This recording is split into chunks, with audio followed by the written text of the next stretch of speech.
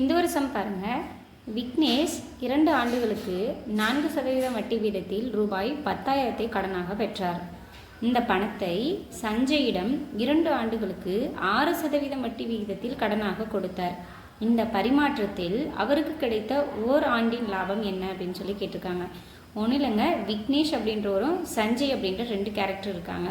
விக்னேஷுங்கிறவங்க 2 வருஷத்துக்கு ஒருத்தவங்க கிட்ட 4 வட்டி வீதத்துக்கு 10,000 ரூபாய்க்கு கடன் வாங்கியிருக்காரு.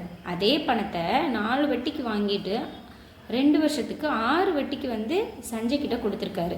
அப்படி கொடுக்கும்போது அவருக்கு ஒரு வருஷத்தில் கிடைச்ச லாபம் என்ன அப்படின்னு சொல்லி தாங்க கேட்டிருக்காங்க. So simple interest formula use பண்ணி ரெண்டுக்குமே தனித்தனியாக நம்ம கண்டுபிடிச்சோம் அப்படின்னாக்கா ஈஸியாக சம் சால்வ் பண்ணிடலாம்.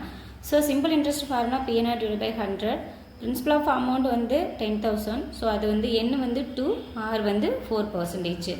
ஸோ இப்போ நம்ம ஃபார்முலா அப்ளை பண்ணும்போது 10,000 இன்ட்டு எண்ணுக்கு பதிலாக 2, ஆருக்கு பதிலாக 4 டிவைட் பை இந்த 100 போட்டுருவோம். ஸோ இந்த 2 0 இந்த 2 0 கேன்சல் ஆயிரும். 4 2 8, 8 இன்ட்டு 100 800 வந்துடும். அதே மாதிரி 6%க்கும் கண்டுபிடிக்கணும். 6%க்கு இந்த 4%க்கு 6%ன்னு ரீப்ளேஸ் பண்ணுவோம். 2 0 2 0 கேன்சல் ஆகிடும். ஸோ இதை நம்ம மல்டிப்ளை பண்ணும்போது நமக்கு 1200 கிடைக்கும். ஸோ கிடைச்ச லாபம் எவ்வளோ அப்படிங்கிறதுல அப்போது இப்போ 6%க்கு அவர் கொடுத்துருக்காரு, 4%க்கு வாங்கியிருக்காரு. அப்போ வாங்கினதை அவர் திருப்பி கொடுக்குறப்போ 8% தான் கொடுப்பாரு. ஆனால் இவர்கிட்டேருந்து சஞ்சய்கிட்டேருந்து எவ்வளோ வாங்குவார்? 1200 வாங்குவார். பட் அவர் வேறொருத்தவங்க கிட்ட வாங்கியிருப்பாங்க இல்லையா, அவங்கக்கிட்ட 800 தான் கொடுத்துருப்பாங்க. ஸோ பேலன்ஸ் எவ்வளோ அவருக்கு லாபம் அப்படின்னா 400 ரூபாய் லாபம். இந்த 400 ரூபாய் அப்படிங்கிறது இந்த 2 வருஷம் டிஃப்ரென்ஸு. 2 வருஷத்துக்கு உள்ள அமௌண்ட்டு தான் இந்த 400. இப்போ 1 இயருக்கு அப்படின்றப்போ அதோட பாதி.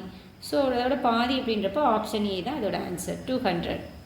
இந்த சம் உங்களுக்கு புரிஞ்சிருந்தது அப்படின்னாக்கா இந்த சேனலை சப்ஸ்கிரைப் பண்ணிக்கோங்க. நெக்ஸ்ட்டு ப்ரீவியஸ் கொஸ்டினில் உங்களை நான் மீட் பண்ணுறேன். தேங்க்யூ.